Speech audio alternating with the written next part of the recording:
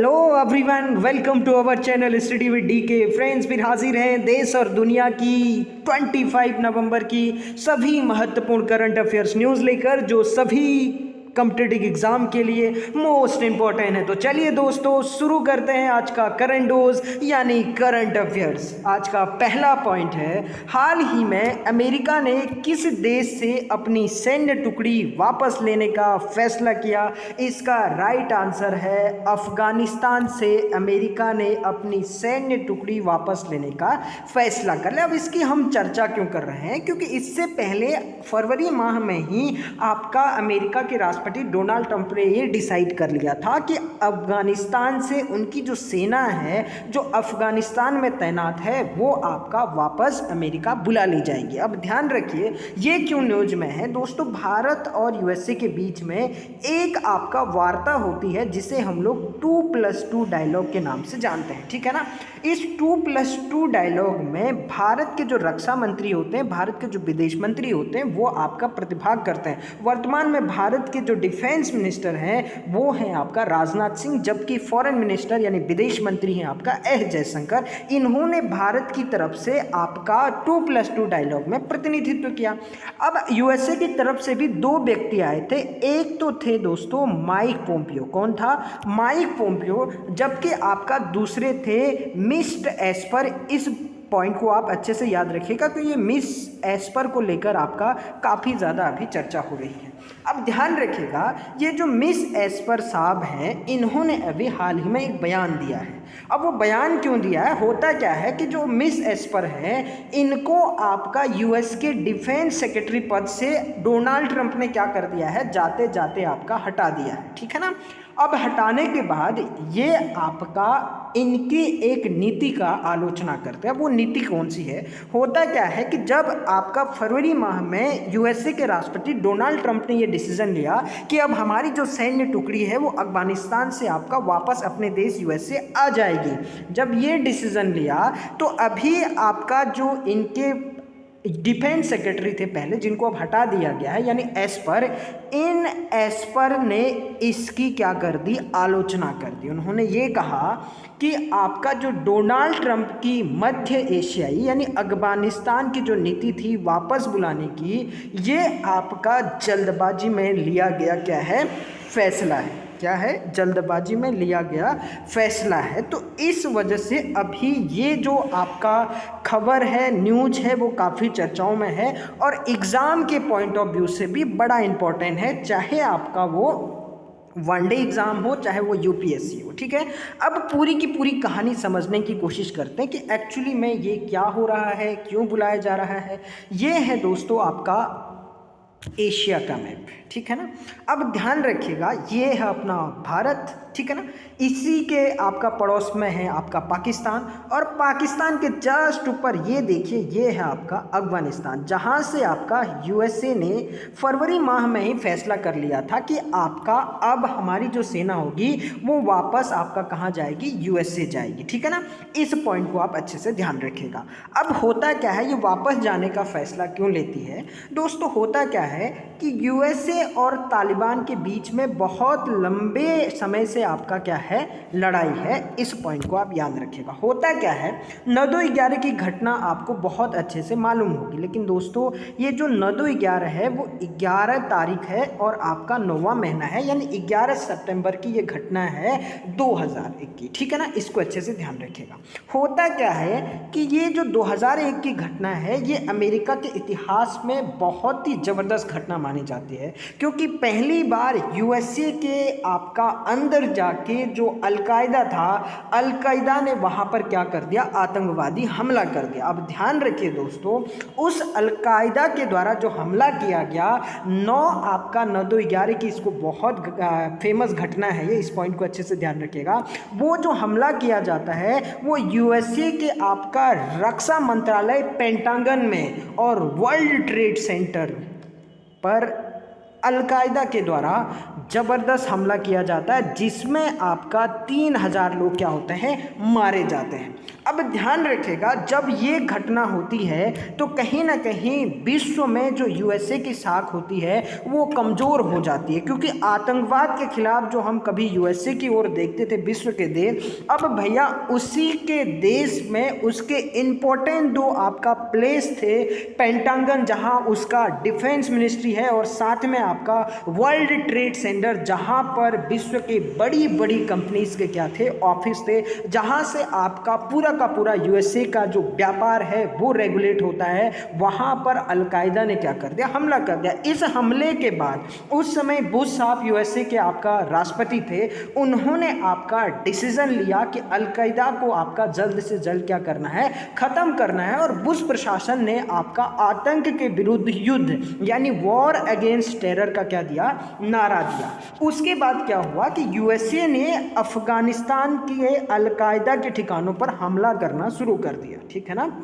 अब ध्यान रखिएगा, ये जो अफगानिस्तान है, ठीक है ना, पाकिस्तान के बगल पर, यहाँ एक संगठन था आपका तालिबान। कौन सा संगठन था, तालिबान। अब आपका ये जो तालिबान संगठन था, यह अपने आप को अफगानिस्तान का अभी भी सबसे पुराना संगठन मानता है। क्या मानता है, सबसे पुराना संगठन मानता है। और इसी तालिबान ने अफगानिस्तान में क्या दे रखी थी, आपका अलकायदा को, माफ करेगा, अलकायदा को क्या दे रखी थी, शरण दे रखी थी, ठीक है ना। अब होता क्या है कि जब तालिबान इनको शरण देता है तो अमेरिका ये कहता है कि भैया आप अपने वहाँ से क्या करो, जो अलकायदा के आतंकवादी हैं उनको भगाओ, यहाँ से बाहर करो। लेकिन होता क्या है कि तालिबान बिल्कुल भी नहीं मानता है, ठीक है ना। तो इसके बाद तालिबान के ठिकानों पर भी यूएसए क्या कर देता है, हमला कर देता है, और उस हमले में तालिबान को बहुत भारी नुकसान होता है। और दोस्तों शायद आपको याद होगा ओसामा बिन लादेन के बारे में। ओसामा बिन लादेन को भी मई 2011 में इसी यूएसए की सेना द्वारा मार दिया जाता है, और ये मारा जाता है आपका पाकिस्तान के एबटाबाद में। इस पॉइंट को याद रखिएगा, 2000 आपका यानी 11 मई 2011 में एबटाबाद में इसको भी मार दिया जाता है, ठीक है ना। तो यहाँ से आपका कुल मिला के यूएसए और तालिबान के बीच में बहुत बड़ा क्या हो जाता है, युद्ध छिड़ जाता है। और आपका जो अमेरिका है वो लंबे समय से यहाँ पर अपने सैनिकों को तैनात किए होता है, ठीक है ना। अब होता क्या है, बहुत लंबे समय से जब ये आपका कुल मिला के दोनों के बीच वॉर चल रही थी, तो अभी हाल ही में 29 फरवरी, इस डेट को बहुत अच्छे से याद रखिएगा, 29 फरवरी 2020 को कतर की राजधानी दोहा में तालिबान और यूएसए के बीच समझौता होता है। अब वो समझौता क्या होता है उसको हम सबसे पहले समझते हैं। और जब ये दोहा समझौता होता है कतर की राजधानी में, तो आपका उसमें यूएसए ये कहता है कि हम 14 डेज के अंदर अफगानिस्तान को छोड़कर चले जाएंगे। सॉरी माफ़ करेगा, 14 महीने के अंदर, ठीक है, 14 महीने के अंदर आपका अफगानिस्तान को छोड़कर चले जाएंगे। लेकिन हमारी एक शर्त है, इसके बदले में जो तालिबान है वो अपनी सारी आपका टेररिस्ट एक्टिविटीज़ यानी आतंकवादी गतिविधियां क्या कर देगा, बंद कर देगा। ऐसे में आपका जो तालिबान होता है वो आपका सहमत हो जाता है कि हाँ ठीक है, आप यहाँ से सेना को हटाइए, अफगानिस्तान से सेना को हटाइए, और हम लोग आपका जो टेरर एक्टिविटीज़ हैं उनको क्या कर देंगे, बंद कर देंगे। तो ऐसे में आपका जो डोनाल्ड ट्रंप थे वो कहते हैं कि अब 14 महीने के अंदर जो अमेरिका की सेना है और साथ में जो नाटो फोर्सेज हैं वो आपका कहाँ से चले जाएंगे, अफगानिस्तान से चले जाएंगे। तो इसी नीति की आलोचना अभी आपका जो इससे पहले डिफेंस सेक्रेटरी थे यूएसए की, वो क्या करते हैं, इसकी आलोचना कर देते हैं कि ये जो नीति है आपका वहाँ से जो फोर्सेज हैं अफगानिस्तान से यूएसए बुलाने की, वो कहीं ना कहीं आपका डोनाल्ड ट्रंप की क्या है, जल्दबाजी में लिया गया फैसला है, और ये फैसला कहीं से भी सही नहीं कहा जा सकता। और इस फैसले की दोस्तों पूरे विश्व में आपका आलोचना भी हो रही है कि अगर आपका इसी तरीके से यूएसए तालिबान के आपका इन फैसलों पर यकीन कर लेगा तो कहीं ना कहीं विश्व के देशों का क्या होगा, और आपका कहीं ना कहीं तालिबान को ये लगेगा कि जो यूएसए है वो झुक चुका है, तो अब हम क्या करते हैं, अपने जो टेरर एक्टिविटीज़ हैं वो बढ़ाते हैं। तो ये कहीं ना कहीं एक खतरा कहा जा सकता है आतंकवाद के विरुद्ध, ठीक है ना। लेकिन आपका ये फैसला ले लिया गया है और अभी डोनाल्ड ट्रंप ने एक और स्टेटमेंट दिया है कि अब ये 14 महीने के बाद नहीं बल्कि 15 जनवरी तक सभी आपका यूएस फोर्सेज को अपने देश वापस बुला लेंगे, जबकि इनका था 14 महीने, यानी कहने का 2021 में अप्रैल के महीने इनको जाना था। लेकिन अब ये कह रहे हैं कि जनवरी 2021 तक हम अपने सैनिकों को वापस बुला लेंगे, यानी जाते जाते भैया हम ये भी काम कर जाएंगे। तो ये पूरी की पूरी कहानी थी दोस्तों, आई होप आपको समझ में आया होगा। बढ़ते हैं नेक्स्ट पॉइंट की ओर। नेक्स्ट पॉइंट बड़ा ही इंपॉर्टेंट पॉइंट है। इंडिया इंटरनेशनल चेरी ब्लॉसम महोत्सव को हाल ही में रद्द कर दिया गया। वह किस राज्य में मनाया जाता है? ये दोस्तों आपका मेघालय की जो राजधानी है शिलांग, कहाँ, मेघालय की राजधानी शिलांग में ये मनाया जाता है।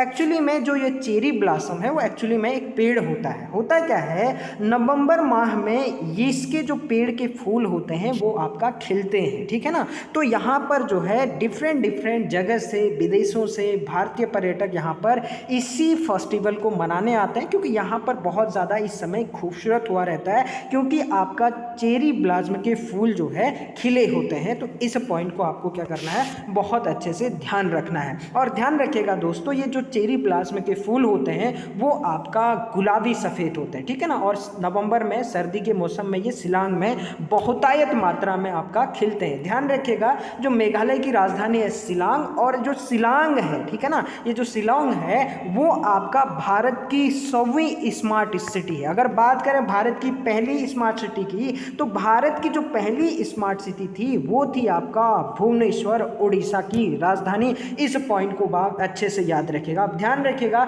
इसी मेघालय में सर्वाधिक आपका जो है वर्षा वाला स्थान है मानिसराम। कौन सा है दोस्तों, मानिसराम। इस पॉइंट को भी आप अच्छे से ध्यान रखिएगा। और भारत की सबसे नवीनतम राजनीतिक पार्टी कौन सी, भारत की सबसे नवीनतम राजनीतिक पार्टी नेशनल पीपुल्स पार्टी, कौन, NPP। ये भारत की आपका क्या है, 8वीं राष्ट्रीय पार्टी है। यानी भारत में वर्तमान में टोटल 8 राष्ट्रीय पार्टी हैं और एक राष्ट्रीय पार्टी इसी मेघालय की, जिसे हाल ही में चुनाव आयोग ने राष्ट्रीय पार्टी का दर्जा दिया, जिसके वर्तमान में आपका अध्यक्ष है कॉनरेड संगमा। कौन है दोस्तों, कॉनरेड संगमा। इस पॉइंट को याद रखिएगा। और यही कॉनरेड संगमा वर्तमान में मेघालय के चीफ मिनिस्टर यानी मुख्यमंत्री भी हैं। इनके पिताजी थे आपका, उनका नाम भी PA संगमा था। उन्होंने ही आपका इस पार्टी की स्थापना की, यानी नेशनल पीपुल्स पार्टी की स्थापना की। और ध्यान रखिएगा, वर्तमान में भारत में 8 राष्ट्रीय पार्टी हो गई हैं। और ध्यान रखिएगा, इन राष्ट्रीय पार्टियों को राष्ट्रीय पार्टी का दर्जा भारतीय चुनाव आयोग के द्वारा आपका जो है दर्जा प्रदान किया जाता है। अगर अन्य राष्ट्रीय पार्टियों की बात करें तो आपका सबसे जो पुरानी राष्ट्रीय पार्टी मानी जाती है भारत में वो है आपका कांग्रेस। इसकी स्थापना होती है 1885 में। राहुल गांधी इसके आपका इससे पहले अध्यक्ष थे, अभी वर्तमान में आपका सोनिया गांधी है, ठीक है ना। उसके बाद आपका जो है भारतीय कम्युनिस्ट पार्टी, यानी कहने का मतलब communist party of India, CPI। इसकी स्थापना होती है आपका 1925 में। इसको नोट कर लीजिएगा। और आपका सुधाकर रेड्डी है, सुधाकर रेड्डी वर्तमान में इसके क्या है, अध्यक्ष है। अगर बात करें अन्य पार्टी की तो एक है आपका मार्क्सवादी कम्युनिस्ट पार्टी, ठीक है ना, मार्क्सवादी कम्युनिस्ट पार्टी। इसकी स्थापना 1964 में होती है और इसके आपका अध्यक्ष हैं सीताराम येचुरी। इस पॉइंट को भी आप अच्छे से याद रखेगा। जो BJP है, BJP की जो स्थापना होती है वो आपका 1980 में होती है और इसके आपका अध्यक्ष वर्तमान में जगत प्रकाश नड्डा। और 5वीं पार्टी है आपका बसपा बहुजन समाज पार्टी, जिसकी स्थापना 1984 में होती है और इसके जो वर्तमान में आपका अध्यक्ष हैं वो है आपका मायावती। तृणमूल कांग्रेस आपका जो इसकी स्थापना 1998 में होती है और इसके अध्यक्ष हैं वर्तमान में ममता बनर्जी। जबकि आपका राष्ट्रवादी कांग्रेस पार्टी, जिसकी स्थापना आपका 1999 में होती है और शरद पवार वर्तमान में इसके क्या है, अध्यक्ष हैं। दोस्तों इन सारे पॉइंट को अच्छे से नोट कर लीजिएगा, क्योंकि ये एग्जाम के पॉइंट ऑफ व्यू से बहुत ज़्यादा महत्वपूर्ण है। तो चलिए दोस्तों बढ़ते हैं आपका नेक्स्ट पॉइंट की ओर। ये सारी की सारी आपका जो एडिशनल जानकारी है वो भी आपको दोस्तों ज़रूर नोट करना है और बार बार इनको क्या करना है, रिवाइज करना है। बढ़ते हैं नेक्स्ट पॉइंट की ओर। नेक्स्ट पॉइंट है, बड़ा ही इंपॉर्टेंट पॉइंट है। हाल ही में केरल इन्वेस्टमेंट बैंक का विवाद ईडी के साथ खबरों में था। ईडी का तात्पर्य है, इसका तात्पर्य होता है प्रवर्तन निदेशालय। अब ध्यान रखिएगा, इन्फोर्समेंट आपका डायरेक्टरेट। अब ध्यान रखिए दोस्तों, ये जो इन्फोर्समेंट डायरेक्टरेट है इसका काम क्या होता है इसको भी समझने की कोशिश करते हैं। और आपका ये जो विवाद है वर्तमान में जो किसके बीच में हो रहा है,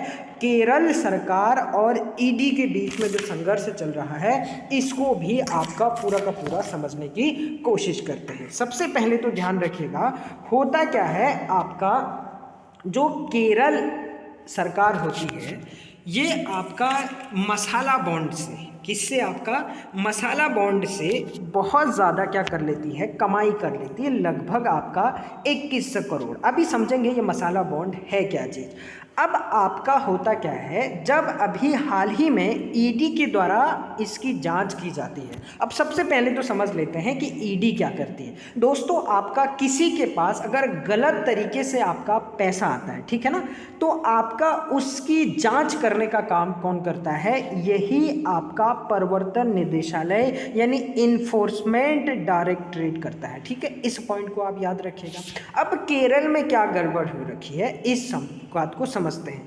केरल सरकार द्वारा संचालित एक बैंक है जिसका नाम है KIIB यानी केरल इंफ्रास्ट्रक्चर इन्वेस्टमेंट बैंक। इस पॉइंट को याद रखिएगा। अब ये जो केरल इंफ्रास्ट्रक्चर इन्वेस्टमेंट बैंक है ये आपका 2100 करोड़ रुपए मसाला बॉन्ड से क्या कर लेती है, कमा लेती है। अब होता क्या है कि जब 2020 में आपका भारत का जो कैग है, ये कैग अपनी रिपोर्ट में ये कहती है कि कहीं ना कहीं जो आपका 2150 करोड़ रुपए किसके द्वारा, इस केरल इंफ्रास्ट्रक्चर इन्वेस्टमेंट बैंक के द्वारा कमाए गए हैं मसाला बॉन्ड के द्वारा, इनमें पारदर्शिता नहीं पाई गई है। अब भैया पारदर्शिता क्यों नहीं पाई गई है और क्या है आपका ये मसाला बॉन्ड, इसको हम लोग समझते हैं। अब ध्यान रखिए, मान लो मेरी कंपनी का नाम कुछ भी समझ सकते हैं, ए कंपनी है, ठीक है ना। मैंने कंपनी स्थापित की और मैंने आपका विभिन्न लोगों को ये कहा कि भैया मैं आपको एक कागज़ देता हूँ, क्या देता हूँ, कागज़ देता हूँ, और उसमें ये कहता हूँ कि आप मुझे 1 लाख रुपये दीजिए और मैं आपको क्या करूँगा, जैसे ही बाद में मुझे आपको पैसा लौटाना होगा तो मैं आपको 120 यानी कहने का मतलब 1,20,000 रुपये आपको क्या करूँगा, प्रोवाइड करूँगा, यानी आपके 1 लाख के 1,20,000 रुपये बना के मैं दूंगा। अब यहाँ पर ध्यान रखिए दोस्तों, होता क्या है आपका, अब यहाँ पर अगर मैं आपसे कहता हूँ तो क्या पता मैं क्या हो सकता हूँ, कल्टी भी मार सकता हूँ, बाद में क्या पता मैं वापस ना करूँ। तो होता क्या है कि जो केरल सरकार है, केरल सरकार तो भैया एक क्या है, कहीं ना कहीं बहुत बड़ी बात है ना, उसको तो ब्रांड है एक हिसाब से, ठीक है ना, यानी उस पर आपका जो है बिलीव किया जा सकता है, ठीक, क्योंकि एक सरकार के बाद दूसरी आएगी, दूसरी के बाद तीसरी आएगी, वो तो बनी रहेगी, लेकिन व्यक्ति और कंपनी का क्या भरोसा है। तो ऐसे में होता क्या है, जो केरल सरकार होती है वो आपका मसाला बॉन्ड जारी करती है, ठीक है ना, क्या जारी करती, मसाला बॉन्ड जारी करती है। अब ध्यान रखिएगा, ये जो बॉन्ड है वो एक्चुअली में यही कागज़ है, ठीक है ना। एक हिसाब से आपका, अगर मैं आपसे क्या ले रहा हूँ, पैसा ले रहा हूँ, तो इस बात की मैं गारंटी दे रहा हूँ इस कागज़ में लिख के कि भैया मैं आपसे 1 लाख रुपए ले रहा हूँ, लेकिन मैं आपको 1,20,000 रुपये क्या करूँगा, वापस दूंगा, ठीक है ना। यानी कहने का मतलब यह है कि एक हिसाब से ऐसा कागज़ जो कहीं ना कहीं आपका लीगलिटी को प्रूव करता है कि भैया मैं आपको पैसे दूंगा, ठीक है ना, यानी मेरी तरफ से, लेकिन कोई भरोसा तो नहीं है, मैं आपका जो कल्टी भी मार सकता हूँ, बीच में से इधर उधर भी जा सकता हूँ ऐसा पैसा मार के। लेकिन अभी केरल सरकार ने इसको क्या किया है, जारी किया है। अब आप ध्यान रखिएगा, जब इसने मसाला बॉन्ड जारी किया गया तो मसाला बॉन्ड जारी करने के बाद यानी एक सहमति कागज दे दिया, ठीक है ना, डिफरेंट कंट्रीज में, समझ रहे हो ना। तो इसमें हुआ क्या कि ईडी को जब ये बताया गया तो आपका ईडी इसके पीछे लग गई कि भैया मसाला बॉन्ड से इसने कैसे आपका पैसा इतना ज़्यादा इकट्ठा कर लिया और क्या इसने रूल रेगुलेशन के तहत किया है या नहीं किया है। अब सबसे पहले तो दोस्तों मसाला बॉन्ड को समझ लेते हैं कि ये आपका मसाला बॉन्ड है क्या चीज़, ठीक है ना। सबसे पहले तो आप ध्यान रखिएगा, मसाला बॉन्ड का मतलब ये होता है कि अगर कोई आपका ब्रांड, ठीक है ना, भारत से बाहर यानी कोई भी भारत से बाहर कागज, ठीक है ना, ऐसा बॉन्ड या ऐसा कागज जो भारत से बाहर जारी किए जाए यानी भारत से बाहर रहने वाले लोगों को बेचे जाए, तो यही आपका क्या कहलाता है, मसाला बॉन्ड कहलाता है, ठीक है ना। तो इस पॉइंट को आप याद रखिएगा। यानी कहने का मतलब विदेशों से हमने किसी व्यक्ति से कहा कि भैया आप 1 लाख रुपये मुझे दीजिए, मैं आपको 1,20,000 रुपये बना के दूंगा। तो यही आपका केरल सरकार ने भी किया। इसी मसाला बॉन्ड के तहत उसने आपका यानी विदेशों में जो उसके लोग रहते थे या जो पहचान के उनके थे या कहीं ना कहीं इसमें इंटरेस्ट रखते थे, जैसे हम लोग आपका रियल एस्टेट में पैसा लगाते हैं, ठीक है ना, तो यही सब आपका केरल सरकार ने किया और केरल सरकार ने इस मसाला बॉन्ड से लगभग 2100 करोड़ रुपए क्या कर लिए भैया, जुटा लिए। अब भैया इसमें क्या हुआ, कैग ने इस तरीके की रिपोर्ट दी तो आपका ईडी इसके पीछे पड़ गया, ठीक है ना। अब पीछे क्यों पड़ा, क्या केरल सरकार ने लीगल तरीके से ये काम किया है या नहीं किया है और इसमें आपका केरल सरकार क्यों फंस रही, इसको हम लोग बहुत अच्छे से समझने की कोशिश करते हैं। सबसे पहले तो ध्यान रखिएगा, जो मसाला बॉन्ड है वो आपका विदेशियों के लिए भारत से बाहर जारी किया जाता है।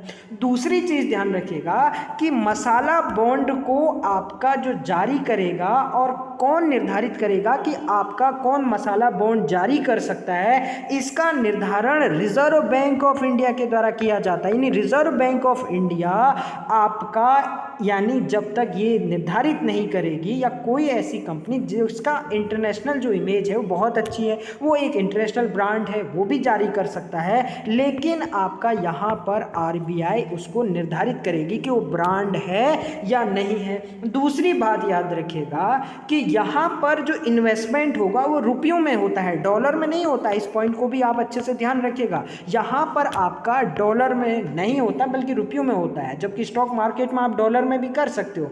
दूसरी बात ध्यान रखिएगा, इस लाए हुए पैसों से जो विदेश से मसाला बॉन्ड के रूप में पैसा आया है, इसका प्रयोग रियल एस्टेट, कहने का मतलब जो बड़े बड़े आपका क्या बनते हैं, भवन वगैरह बनते हैं, मकान वगैरह, और जमीन में आपका इसका प्रयोग नहीं किया जाएगा। यानी रियल एस्टेट में आप खर्चा नहीं कर सकते हो, जमीन लेने में आप इन पैसों को खर्चा नहीं कर सकते हो।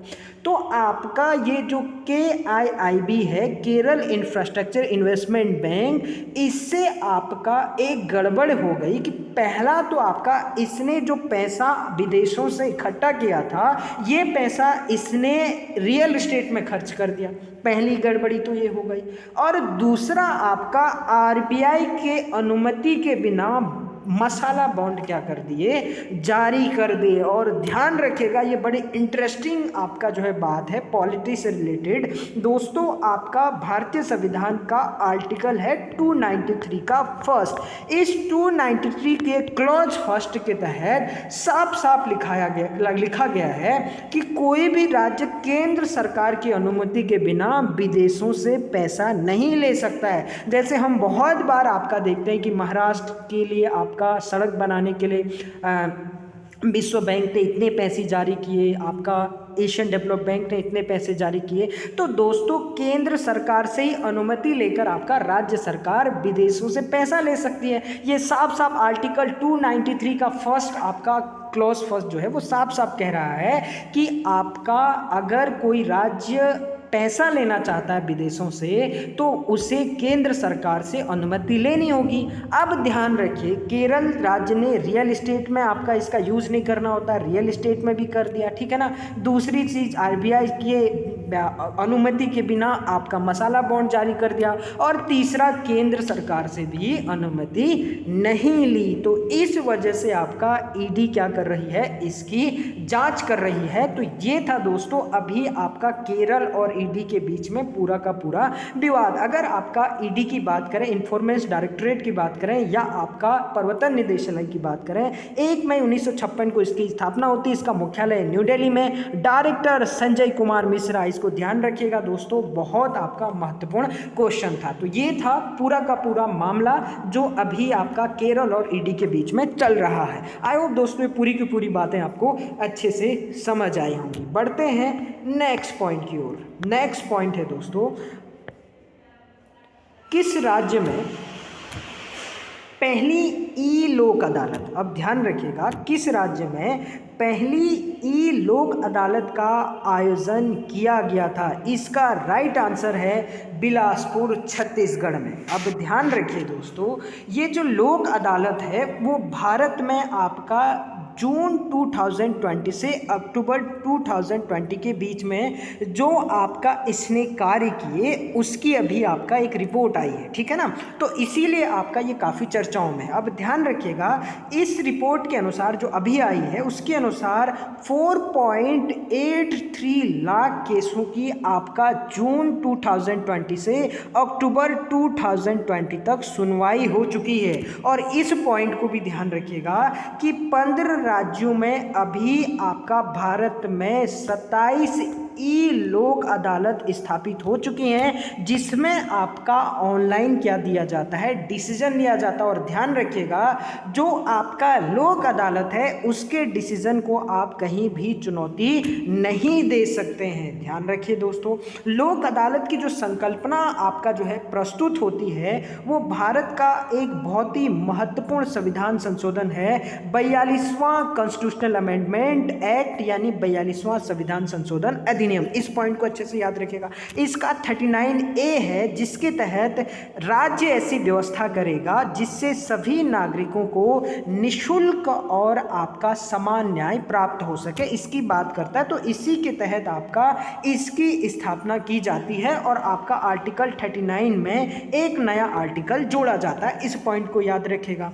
अब आपका ये लोक अदालतों की भारत में जो स्थापना की शुरुआत होती है, एक्चुअली में जो लीगल सर्विस एक्ट है, विधिक सेवा अधिनियम है 1987 का, जो 95 में लागू होता है। तो इसी के तहत आपका राज्यों में इस लोक अदालतों की स्थापना की जाती है। लेकिन ध्यान रखिएगा, पहली जो ई लोक अदालत है वो आपका बिलासपुर छत्तीसगढ़ में स्थापित की गई। अभी भारत में 15 राज्यों में स्थापित है लगभग 27 लोक अदालत। इस पॉइंट को दोस्तों बहुत अच्छे से याद रखिएगा। अगर बात करें भारत की पहली लोक अदालत की, वो तो ई लोक अदालत थी जो बिलासपुर छत्तीसगढ़ में स्थापित हुई। अगर बात करें भारत में पहली लोक अदालत की, तो वो 1982 में गुजरात में स्थापित होती है। इस पॉइंट को भी आपको बहुत अच्छे से याद रखना है। अगर बात करें भारत में लोक अदालत के जनक की, भारत में जो लोक अदालत का जनक माना जाता है वो माना जाता है P.N. भगवती। इस पॉइंट को अच्छे से याद रखिएगा। जनहित याचिका के जनक भी आपका इन्हें कहा जाता है। लेकिन ध्यान रखिएगा, जो लोक अदालत होते हैं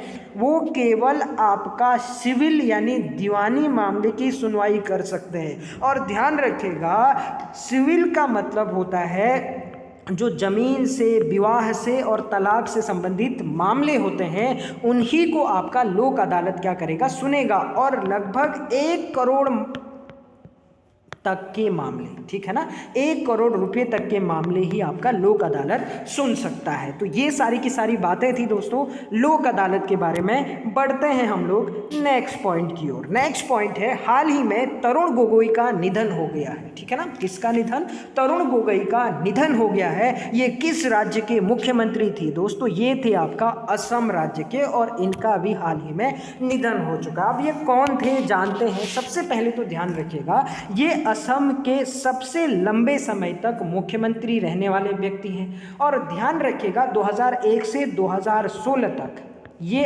असम के क्या रहे, लगातार मुख्यमंत्री रहे। अभी हाल ही में भारत के जो 46वें आपका मुख्य न्यायाधीश थे, चीफ जस्टिस ऑफ इंडिया, जिनका नाम था आपका रंजन गोगोई। इस रंजन गोगोई के आपका ये पिता थे। इस पॉइंट को आप अच्छे से याद रखिएगा। रंजन गोगोई जो अभी हाल ही में राज्यसभा के मेंबर भी आपका क्या हुए, निर्वाचित हुए हैं, जिन्होंने आपका जो अयोध्या केस था, कहने का मतलब जो अयोध्या केस था 9 नवंबर को इस पर आपका क्या दिया, फैसला दिया 2019 में। इस पॉइंट को भी आपको क्या करना है, बहुत अच्छे से ध्यान रखना। अगर बात करें दोस्तों आपका असम की, तो सबसे पहले तो ध्यान रखिएगा, मैं बार बार आपको बता चुका हूं, यहां पर 2 लोक नृत्य हैं। एक तो है आपका सत्रिया और एक है आपका बिहू। काजीरंगा और मानस आपका राष्ट्रीय उद्यान अभ्यारण्य यहीं पर स्थित है, और काजीरंगा एक सींग राइनोज यानी गैंडे के लिए बहुत ज़्यादा प्रसिद्ध है। कामाख्या माता मंदिर, ठीक है ना, ये भी कहाँ है, असम में स्थित है। खेलो इंडिया गेम का जो तीसरा सेशन हुआ वो भी असम की जो आपका एक फेमस जगह है गुवाहाटी, वहाँ पर हुआ था। बागजन तेल कुआं, मैंने आपको दोस्तों परसों ही इस बारे में बहुत डिटेल से समझाया था कि बागजन तेल कुआं एक्चुअली में था क्या, ठीक है ना। यहाँ पर दोस्तों आपका मई के महीने में आग लग चुकी थी, और जहाँ पर अभी हाल ही में सफलता पाई है, ब्लो आउट होने के कारण यहाँ पर क्या हो गई थी, आग लग गई थी। अगर बात करें राष्ट्रीय जलमार्ग 2 की, तो ये ढोला से सदिया, इसकी आपका दूरी है ढोला से सदिया तक आपका जो राष्ट्रीय जलमार्ग है यानी NW है, वो आपका कहाँ स्थित है, इसी असम में स्थित है। धन्वंतरी योजना इसी असम के द्वारा जारी किया गया। गोपीनाथ बारदुलाई एयरपोर्ट इसी असम में स्थित है। और विश्व का सबसे बड़ा नदी द्वीप यानी माजुली द्वीप, ये माजुली द्वीप भी दोस्तों असम में ही स्थित है। तो ये सारे के सारे एडिशनल पॉइंट दोस्तों याद रखिएगा और साथ में नोट करते भी रहिएगा। बढ़ते हैं, आपका ये है दोस्तों रंजन गोगोई, जिनकी तस्वीर आपको सामने स्क्रीन में दिख रही होगी। इनकी आपका मौत हो चुकी है। अब ध्यान रखिएगा, नेक्स्ट पॉइंट की ओर बढ़ते हैं। हाल ही में भारत सरकार द्वारा आवास दिवस मनाया गया दोस्तों, ये 20 नवंबर को मनाया गया। लेकिन आपका ये एग्जाम के पॉइंट ऑफ व्यू से क्यों इंपॉर्टेंट है, इसको आपका समझने की कोशिश करते हैं। अब होता क्या है, ये जो आपका आवास दिवस मनाया गया है, एक्चुअली में जो प्रधानमंत्री मोदी जी के द्वारा आपका एक प्रधानमंत्री आवास योजना, ठीक है ना, इसको शुरू किया गया था। इसी के उपलक्ष्य में आपका 20 नवंबर को आवास दिवस मनाया जाता है। होता क्या है, 20 नवंबर 2016 को प्रधानमंत्री आवास योजना को शुरू किया जाता है, ठीक है ना। अब ये जो 20 नवंबर 2016 को ये आवास योजना शुरू की जाती है, ये की जाती है आपका आगरा से। अब जब ये आगरा से शुरू की जाती है तो इसका लक्ष्य होता है 2022 तक सभी के लिए आवासों का निर्माण करना, यानी भारत में कोई भी ऐसा व्यक्ति ना हो जो आपका बेघर हो। ये लक्ष्य आपका 2022 तक रखा गया है। इसके तहत लगभग 2.95 करोड़ आपका घर बनाए जाएंगे। इस पॉइंट को भी आप अच्छे से याद रखिएगा। और अभी तक आपका सरकारी आंकड़ों के अनुसार 1 करोड़ घर जो है बनाए जा चुके हैं। बढ़ते हैं दोस्तों नेक्स्ट पॉइंट की ओर। नेक्स्ट पॉइंट है, शेख ख्वाजा हुसैन किस भाषा के कवि थे जिनका हाल ही में निधन हो गया। दोस्तों ये तेलुगु भाषा के कवि थे और आपका इनको देवप्रिय उपनाम से जाना जाता था। ये पॉइंट भी आप जरूर नोट कर लीजिएगा।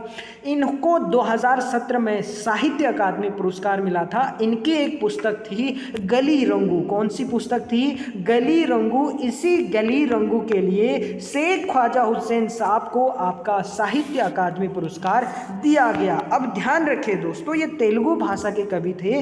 तेलुगु भारत की क्या है? एक शास्त्रीय भाषा है। अगर शास्त्रीय भाषाओं की बात करें तो भारत में आपका लगभग 6 आपका शास्त्रीय भाषा है। इस पॉइंट को आप अच्छे से याद रखिएगा।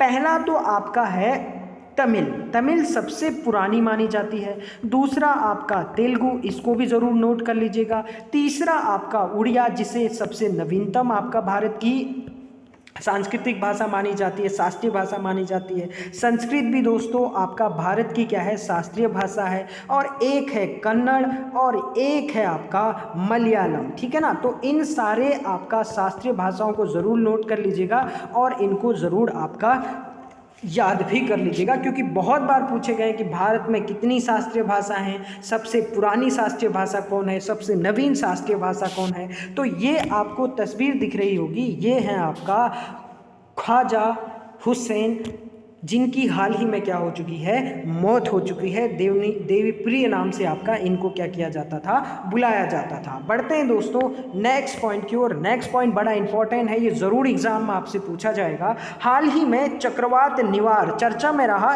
इस चक्रवात का नामकरण किस देश ने किया? इसका राइट आंसर है ईरान ने। अब ध्यान रखिए दोस्तों, ये जो चक्रवात है वो एक्चुअली में आपका ये कहें कि जब हवा गोल गोल घूमती है तो पानी भी आपका उसी तरीके से क्या करने लगता है, घूमने लगता है, ठीक है ना। तो इस आपका फोटो में देख सकते हैं, लेकिन ध्यान रखिएगा जैसे अर्थ को हम आपका अपने पढ़ने की सुविधा को लेकर दो भागों में बांटते हैं, एक तो आपका जो है साउथ और एक आपका नॉर्थ। अब ध्यान रखिएगा जो ये आपका जो है सदर्न एरिया है, सदर्न एरिया में ये एंटी क्लॉकवाइज घूमता है, ठीक है ना, जबकि साउथ में आपका जो है क्लॉकवाइज घूमता है। इस पॉइंट को भी आप याद रखिएगा। इससे आपका जो अभी निवार चक्रवात आ रहा है, इससे भारत के दो राज्य प्रभावित होंगे, एक तमिलनाडु और पुडुचेरी। और दोस्तों ध्यान रखिएगा जो ये नामकरण किया जाता है, ये जो हिंद महासागर के देश हैं जिनकी आपका तट सीमा हिंद महासागर से लगती है, इनके द्वारा ही आपका इनका क्या किया जाता है, नामकरण किया जाता है। इसके बाद जो भी चक्रवात आएगा उसका नामकरण भारत के द्वारा किया जाएगा। इस पॉइंट को आप अच्छे से ध्यान रखिएगा। और बड़ी चेतावनी दे दी है भारत को भी, भारत के मौसम विभाग ने, कि आपका तमिलनाडु और पुडुचेरी इससे बहुत ज़्यादा प्रभावित हो सकते हैं। तो आपका हवा के थ्रू आपका पानी घूमती है और ये इतनी तेज गति से उठती है कि बाद में ये जो उत्तरी आपका जो है गोलार्ध है वहाँ पर ये बहुत खतरनाक क्या करती है, हवा के साथ बारिश करती है। तो ये सारे पॉइंट दोस्तों बहुत अच्छे से आपको ध्यान रखना है, इनको आप नोट भी कर लीजिएगा। तो ये था दोस्तों आज की सभी महत्वपूर्ण करंट अफेयर्स न्यूज़ का एनालिसिस।